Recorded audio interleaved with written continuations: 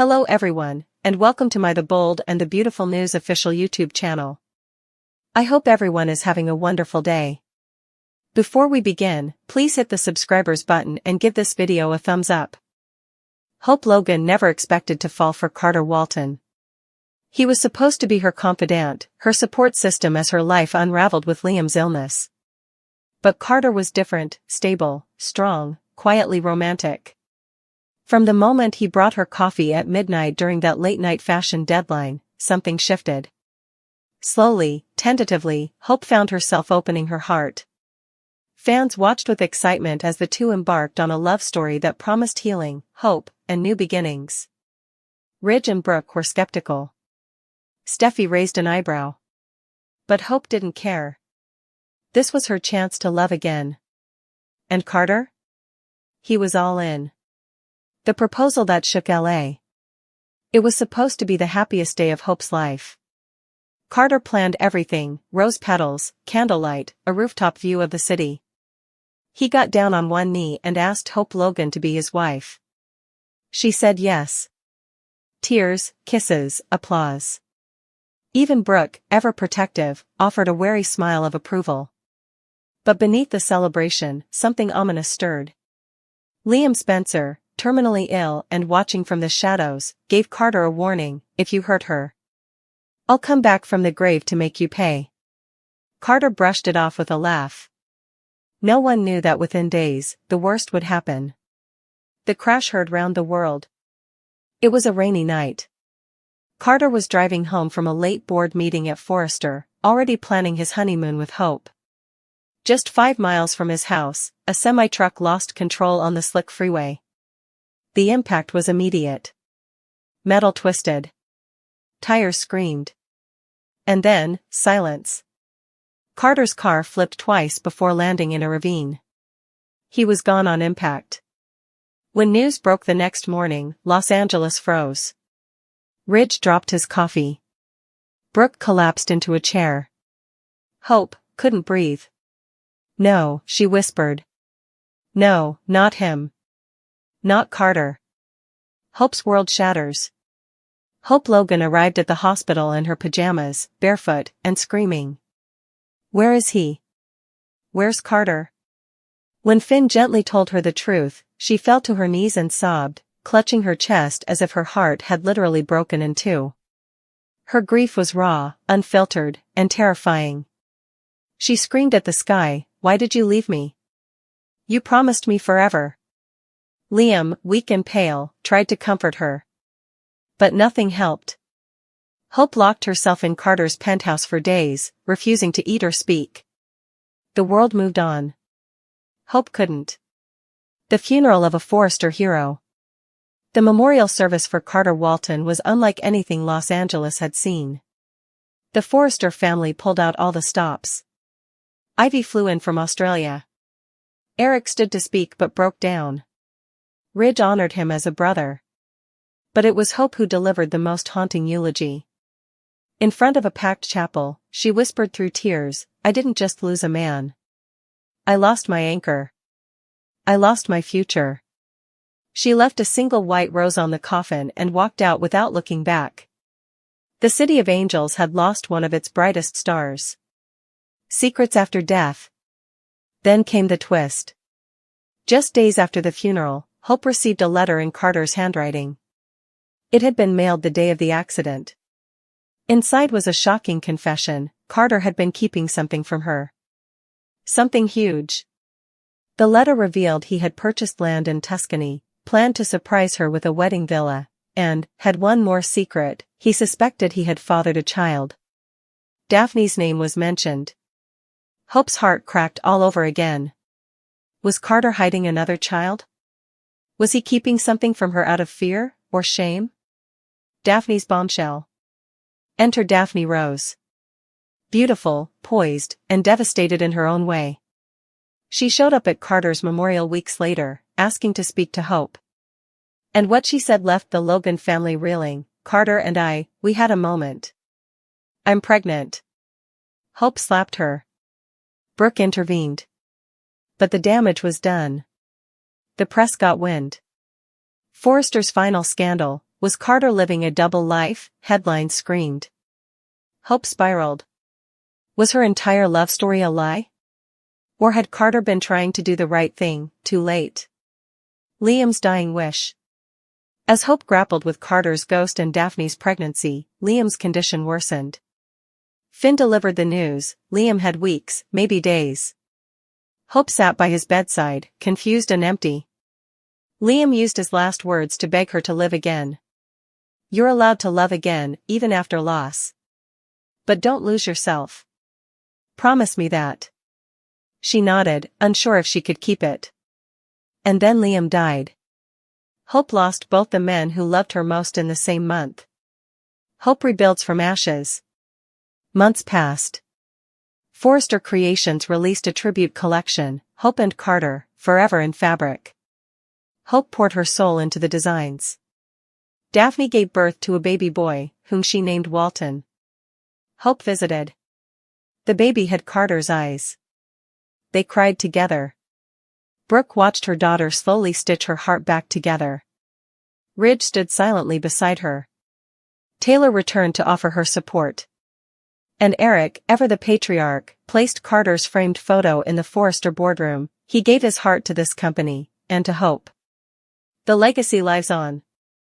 In the end, Hope didn't get her fairy tale. But she did find strength. She launched a new line, Legacy of Love. Daphne became part of her team. Together, they co-parented Carter's child in a complicated, beautiful way. Steffi extended an olive branch. Ridge wrote Carter's name into the company bylaws. And Hope? She still cries sometimes. Still whispers, "Why did you leave me?" into the dark. But she smiles too. Because Carter's love changed her, even in death. And the bold and the beautiful was never the same again. If your heart is broken after this week's devastating Bold and Beautiful twist, you're not alone. Carter Walton's death rocked the soap world, and Hope Logan's grief is the kind of raw, emotional storytelling that defines this series. What will happen next? Will Hope ever love again? Will Daphne's child become the next Forrester heir? Will Carter somehow return in a twist no one saw coming? Stay tuned, and subscribe for daily updates, heartbreak breakdowns, and the next shocking chapter in this never-ending roller coaster. At Il Giardino, Nick listens as Taylor asks Ridge, "Ridge, will you marry me?" Ridge asks if she's proposing. She says she loves him. They've a family, but it's further than that, it's how they connect and relate. Life is too short. She knows what she wants. Tell me you want the same thing too. Tell me you want me to be your woman. Taylor tells Ridge what they've is special. She feels more loved by him than she ever has. Ridge reminds her they're formerly living together. She thinks they're ready to be married again and to reunite their family. Taylor pulls out an engagement ring and Ridge chuckles, St. Thomas. They flash back the chart with X marks the spot. He'd to put the ring on her cutlet. Ridge recalls he'd to prove how important he wanted her. Taylor asks, "Slip this ring on my cutlet," as Nick makes faces hard. Taylor swears she's not ambuscading Ridge. He's her stylish friend and nut and she wants him to be her hubby. Tell me you want that too. Ridge says, I do and suppose you know how important I'm in love with you. She makes effects more, she makes him better. He'll be ever thankful. That ring should have been on her cutlet this whole time. We missed so important. I promise I'll make it up to you. I promise. Ridge puts the ring on Taylor's cutlet. I want to marry you. I want to be your hubby. They kiss as Nick pocketbooks his lips behind them. Katie warns Brooke. At Forrester, Brooke tells Katie she hopes Ridge won't do anything Gadarene that will affect them ever. Katie reminds her family that Ridge is a man of integrity and is committed to Taylor. Brooke complains they both know what they've is ain't real. She's not sure how Taylor can settle for being the answer. Brooke declares that Ridge is ain't in love with Taylor. She and Katie go over him feeling betrayed. Katie warns she should face the hard verity. Ridge says he's married to Taylor. He doesn't break his commitments. Brooke asks if her family is saying she thinks they'll no way be together again. Katie has to be honest with her. Brooke insists Ridge wouldn't marry Taylor.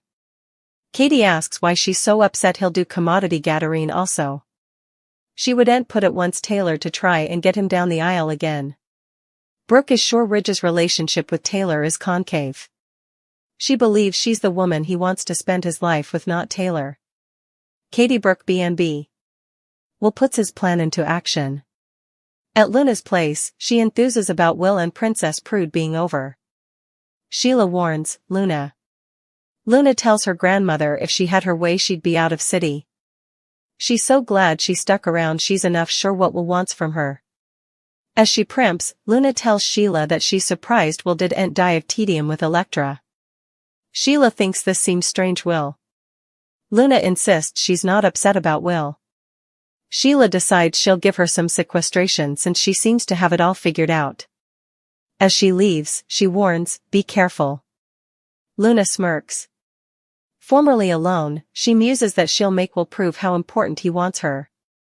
At the Precipice house, Baker tells the group he was suitable to get the leave. Steffi tells Will he doesn't have to wear a line to trap Luna, it's dangerous. Will says he'll do whatever it takes. An officer cables up Will and hand him a camo camera that he needs to plant in Luna's apartment. Will insists he'll figure this out.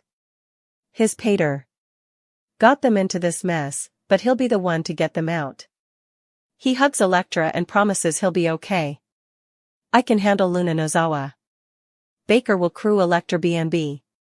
After Will leaves, Baker reports that it's go time. Will has arrived at Luna's place. Electra looks upset. Steffi says this has to work. There's too much at stake. At Luna's place, she loads her gun and stashes it in the hole before answering the door to Will. She lets him in and asks him about breaking up with Electra. He confirms it. Luna says she knew they had a connection. She goes to get him water, and he plants the camo camera so those at the Precipice house can watch on a laptop. Will tells Luna she looks sexy. She warns she'll ruin him if he lets her. He growls, do your worst. Luna will crew B&B. When Luna complains that Electra has the personality of a slip-up, Will says he's not there to talk about his ex-girlfriend, who was just a girl and couldn't give him what he demanded. He allowed. They had commodity, but she just doesn't excite him the way Luna does. You're sexy, dangerous. At the Precipice house, Steffi worries this is too hard for Electra to watch, but she wants to be there for Will. Electra fins Steffi B&B. At Luna's place, she questions Will, going from abhorring her to wanting her, all of the unforeseen. What's going on then, Will? What exactly do you want from me? Will's enough sure she knows what he wants. You, Luna. I want you. You're sexy. He tells Luna that his pater told him all about her nonage and her trauma. He understands now, she's there each alone and everyone has turned their tails on her. Indeed her father. Further the verity about Will could end Luna. Luna asks how Will knows all of this. He says Electra is close to Finn and Steffi, so he also knows how Steffi feels about her. Luna harangues that she has no bone to turn to. She's sure her father would be in her life if not for Steffi. Trying to change the subject, Luna slings her arms around Will's neck and purrs about the effects they could do to each other. I'm all yours, however, what are you staying for? Take me, if you really want me as much as I want you. A night that changed everything in Los Angeles. This week on The Bold and the Beautiful, the drama hit a boiling point that sent shockwaves through Forrester Creations and beyond. In a heart-stopping moment that fans will replay for years, Taylor Hayes knelt before Ridge Forrester at Il Giardino with a heartfelt marriage proposal that was anything but expected. Just feet away, Nick Marone watched silently, his facial expression speaking volumes as history between Ridge and Taylor came full circle. But that wasn't the only earth-shattering moment on the CBS soap. Over at Forrester Creations, Brooke Logan unraveled, convinced Taylor's love was just a rebound, and determined to stop Ridge before it was too late. Meanwhile, a ticking time bomb named Luna Nozawa was plotting her next move, and this time, she was packing heat. With Will Spencer going undercover and Chief Baker orchestrating a secret sting operation, It was only a matter of time before someone ended up exposed, or worse. Let's dive deep into the tangled vines of love, betrayal, and deception that unraveled this week in Los Angeles, in what may be the most shocking storyline arc The Bold and the Beautiful has unleashed in years. The proposal that stunned Los Angeles. In the middle of the intimate Italian-themed bistro Il Giardino, Ridge Forrester found himself blindsided when Taylor Hayes uttered the words that shook his very foundation. "Ridge, will you marry me?" Surrounded by candlelight, Tuscan wine, and their storied past, Taylor laid her heart bare. No gimmicks. No games. Just love. Nick Marone, ever the bystander with opinions to spare, tried to mask his smirk behind a glass of scotch. But even he couldn't deny the gravity of what was unfolding. Taylor told Ridge that they'd already shared everything, children, memories, pain, and healing, but that wasn't enough anymore. She wanted forever. "We're more than just exes with history," she whispered. "You're my best friend, my lover, my other half. Life is too short." As she produced a ring, the ring, from St. Thomas, a flood of memories washed over them. It was the ring Ridge once used to prove his devotion. St. Thomas, Ridge chuckled, clearly shaken but stirred by nostalgia. With bated breath, she asked again, "Slip this ring on my finger." And Ridge, the man so often caught between two women, surprised even himself. "I want to marry you. I want to be your husband." As he placed the ring on her finger and sealed the moment with a kiss, Nick's expression twisted with disbelief. Was this real? Or a prelude to another heartbreak? Brooke's meltdown, he can't love her. Back at Forrester Creations, Brooke Logan paced furiously. News traveled fast, and Katie had brought the update like a grenade. Ridge was with Taylor, and things were getting serious. "You're telling me he might marry her?" Brooke exploded. Katie, the ever-sensible Logan's sister, urged Brooke to be rational. "Ridge is a man of honor. He's committed to Taylor." But Brooke wouldn't hear it. Her voice trembled with defiance. "Committed to Taylor? That's not love. That's obligation. He's still in love with me. He always will be." Katie tried to get her sister to face facts. Ridge was rebuilding a life with Taylor, and whether Brooke liked it or not, he hadn't broken that commitment. Brooke, however, was spiraling. Her fear? Taylor was manipulating Ridge, playing the long game and winning. And so, the woman who had fought through scandal, sabotage, and scandalous affairs stood alone, with her heart on the line once more. Will's dangerous mission, the sting begins.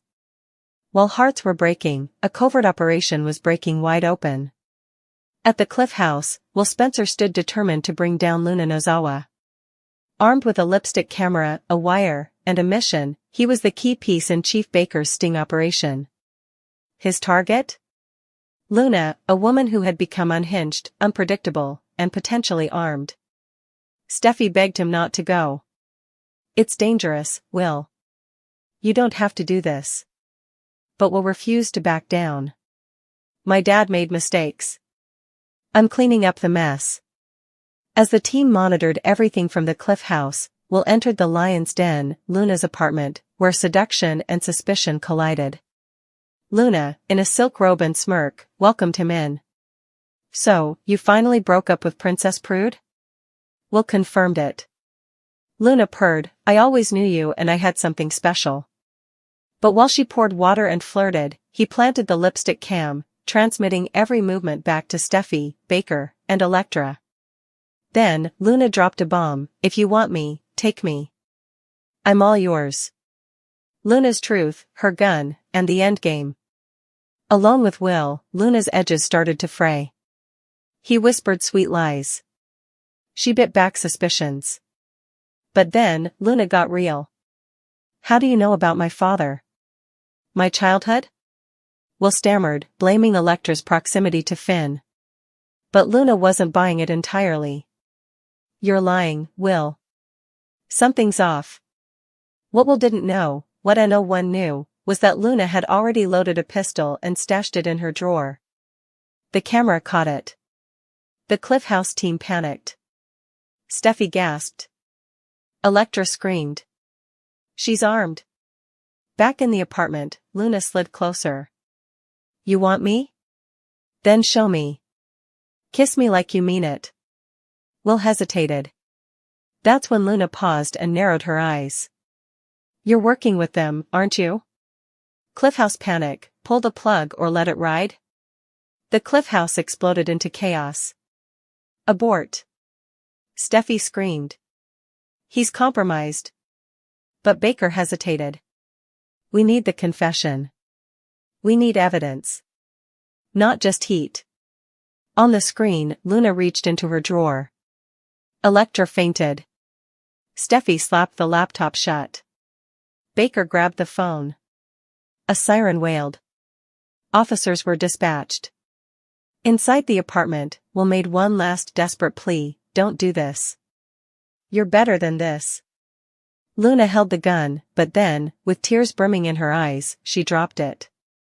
I'm not the monster you think I am, she whispered. But was that true? Aftershocks, Ridge and Taylor celebrate, but Brooke makes a move. News of Ridge and Taylor's engagement hit Brooke like a freight train. She stormed Il Giardino that night, interrupting their candlelit celebration. Her voice cracked. Don't do this, Ridge. You don't love her the way you love me. Taylor stood tall. We don't need your blessing, Brooke. Nick tried to intervene, but it was too late. The triangle reignited. Meanwhile, Ridge's face hardened. You had your chance, Logan. But Brooke wasn't done. You'll regret this. The final twists, Luna's arrest and a proposal shattered. Back at Luna's place, the cops busted in just in time. She was disarmed and stunned. Sheila Carter, hiding in the hallway, watched everything unravel with chilling satisfaction. Luna was cuffed and read her rights. Will was safe. But everything had changed. Back at Forrester, Taylor's smile faltered as Ridge received a message from Brooke, meet me alone. One last time. If your heart doesn't change, I'll let you go. The ring on Taylor's finger sparkled under the light. But so did doubt. The battle lines are drawn. Taylor has Ridge, for now. But Brooke has history, passion, and unfinished business. Luna may be behind bars, but the truth about her past, and Will's undercover lies, will have lasting consequences. And Nick? He's still watching, still scheming, and he may just be the wild card nobody saw coming. Stay tuned to The Bold and the Beautiful. Because in this town, the past is never really the past, and the future is one scandal away from combustion.